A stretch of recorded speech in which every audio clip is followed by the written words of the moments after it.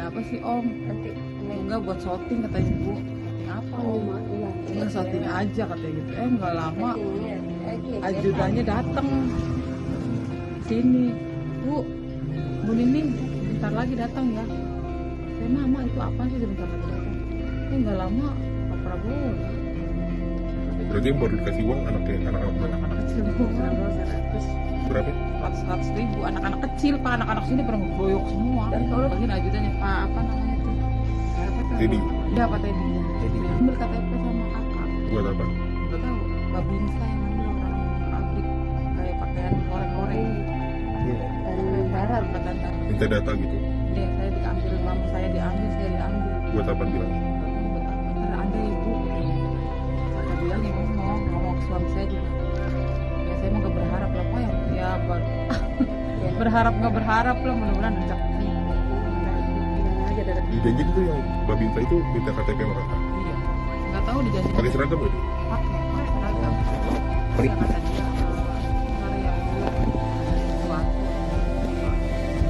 Sesuatunya apa tuh? Nggak tahu sesuatu apa. Nggak tahu. Iya.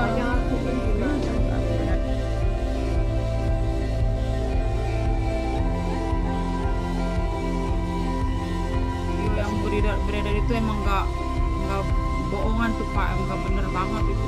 Pertama nanya sama saya, ibu kedatangan Pak Prabowo. Iya Pak, saya ketemu Pak Prabowo, saya saat saya mimpi kata saya Allah sampai saya gimana gitu ya. Terus dia nanya lagi, ibu dikasih uang nggak sama Pak Prabowo? Enggak Pak, saya nggak dikasih uang, saya cuma dapat baju 3, bajunya ada dicuci sama coklat KitKat 1 kata saya gitu.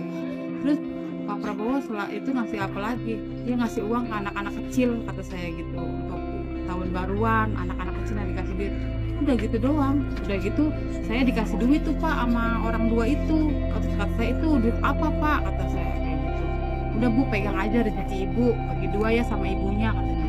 Saya buka amplopnya juga lesung kotor gitu sama yang wawancarain 2 itu. Saya dikasih gini-gini di HP di apa kayak di kamera gitu di HP. Nah udah gitu saya buka, kata kakak saya coba buka duit amplopnya ada berapa, ada 200 Pak, cepet ya emang saya lagi nggak punya duit, ya udah saya beliin beras 2 liter, sisanya saya jajan anak-anak. Pas itu saya kasih mama saya cepet juga, mama saya langsung beli bakso. Terus pas suami saya pulang jam 6 sore, Pak tadi saya dikasih duit sama orang mana, bilangnya sih yang nggak tahu, pokoknya saya dikasih duit 200 ribu kata saya gitu. 200 ribu. Terus kata bapaknya kata suami saya, lu nggak nanya itu duit apa? Nggak tahu Pak duit apa. Dia bilang katanya udah Bu rezeki ibu katanya gitu. Kalau bisa mah nggak usah begitu Pak, nggak usah diviral-viralin saya ngomong apa adanya.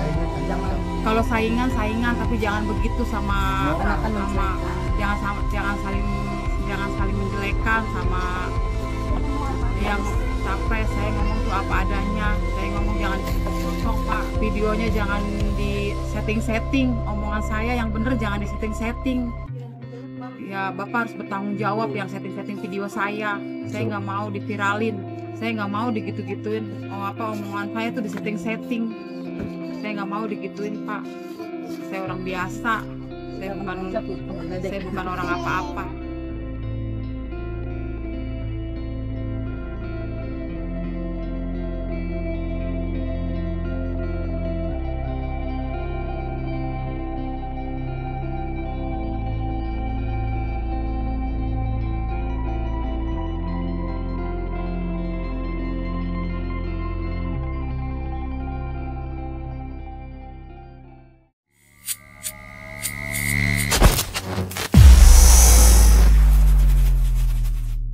Bismillahirrahmanirrahim. Assalamualaikum warahmatullahi wabarakatuh.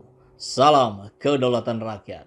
Sahabat semua, saya dapat kabar dari suaraflores.net. Wow, politikus Gerindra bongkar ada sponsor besar dan dibayar deklarasi relawan Ganjar di berbagai daerah. Ini sih mengagetkan sekali. Bukan tentang konten beritanya yang menyebutkan deklarasi Ganjar dibayar, karena saya kira kabar itu sudah ramai di berbagai media. Tapi yang mengagetkan adalah ini yang ngomongnya bukan orang biasa, bukan rakyat jelata macam kita-kita. Arief Poyuwono. Dan yang bikin kaget berikutnya, disebutkan dia politikus Gerindra. Lah, kalau nggak salah dia udah keluar dari Gerindra ya. Ini apa surat kabarnya yang salah? Atau Arief Poyono masuk lagi? Atau sebetulnya nggak keluar tempo hari? Kan sempat juga dia menyerang-nyerang Prabowo Subianto.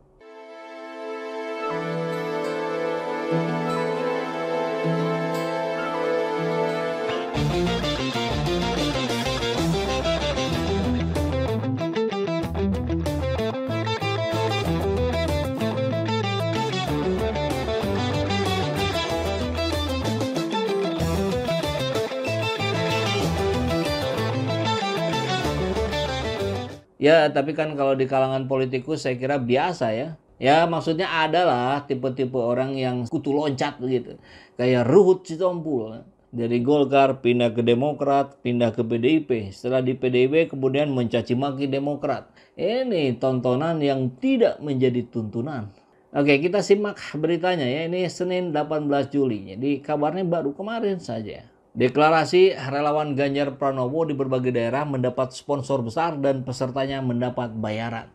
Ya, bahkan kita pernah tayangkan juga ada video amatir. Itu situasinya sore agak ke malam, ada karung ternyata isinya uang. Mereka sedang merapikan untuk dibagi-bagikan. Katanya itu terjadi pada saat deklarasi dukungan terhadap Ganjar. Tapi tentu kita tidak bisa menuduh itu sebelum ada data yang valid tentunya. Sponsor gede ini dan dibayar kayaknya pesertanya. Kata politikus Gerindra Arief Poyono di akun Twitternya @BUMNBersatu Senin 18 Juli 2022. Arief Poyono mengatakan seperti itu menanggapi berita iNews berjudul Lautan Manusia padati deklarasi dukung Ganjar Pranowo Presiden 2024 di Serang, Banten. Ya, ini menjadi pertanyaan kita semua sebetulnya, termasuk elektabilitas di survei-survei. Bagaimana ceritanya? Orang yang prestasinya dipertanyakan, bahkan sebagian orang bilang katanya minus prestasi. Kalau minus itu gimana itu? Kalau no prestasi kan tidak ada prestasi. Ini kalau minus berarti di bawah. Ya bukannya bikin prestasi tapi bikin one prestasi. Ia juga mengatakan acara deklarasi dukung Ganjar menjadi presiden 2024 di Serang berpotensi menyebarkan COVID-19. Wah, kok malah berpotensi nyebarin COVID ini? Hehe, ungkapnya. Kalau tentang potensi penyebaran COVID saya kira agak kurang setuju juga ya. Karena kan hari ini di berbagai belahan dunia pun sudah semakin melandai. Memang kemarin ada kenaikan lagi. Tapi kenaikannya kan juga tidak sebesar yang sebelum-sebelumnya. Ini ketika sudah dikatakan menjadi endemi, maka yang disebut kena COVID ya sama saja dengan orang kena flu, kena batuk gitu. Jadi ini bisa juga dibilang berpotensi nyebarin flu dan batuk. Begitu kali ya. Ya bolehlah. Ribuan warga berpakaian serba putih memenuhi lapangan Bahbul, Desa Situ Terate, Cikande, Serang, Banten. Wah, dengan gaya Arief Poyono ini saya sih ngeri juga ya. Ini kan nanti bisa dikatakan hoax kalau tidak bisa membuktikan. Kalau kami rakyat jelata hanya melihat, oh itu punya potensi, kan begitu ya. Tidak seberani Arief Poyono lah sebagai politikus senior. Walaupun ya tentu kita juga mendengar kabar, kita juga membaca berita, kita menyimak pendapat-pendapat para pengamat bahwa ada oligarki di belakang Ganjar Pranowo, itu menjadi seperti sebuah keniscayaan. Bagaimana cara-cara memainkan lembaga survei, melakukan pencitraan, itu kan mirip-mirip dengan yang terjadi di 2019 kemarin. Maka ketika hal ini disampaikan oleh Arief Poyono, saya kira akan banyak yang setuju. Walaupun tidak banyak yang seberani dia.